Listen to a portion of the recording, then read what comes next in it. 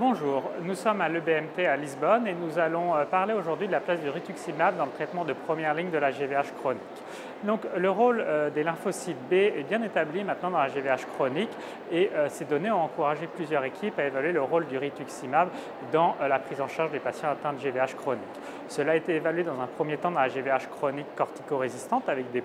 résultats encourageants et devant ces résultats, cela a été évalué également en prophylaxie de la GVH chronique avec deux études de phase 2 qui ont été publiées avec des résultats encourageants. Cela a également été évalué dans le traitement de première ligne de la GVH chronique avec une première étude publiée il y a quelques années. Cependant, il n'y avait pas de corticoïdes dans ce traitement, c'était du rituximab seul associé avec un inhibiteur de calcineurin et du mycophénolate mofétyl et les résultats étaient extrêmement impressionnants avec un taux de réponse globale de 83% avec une majorité de réponses complètes. Cependant, plus de 30% rechutaient de leur GVH chronique dans l'année suivante. Nous avons publié l'année dernière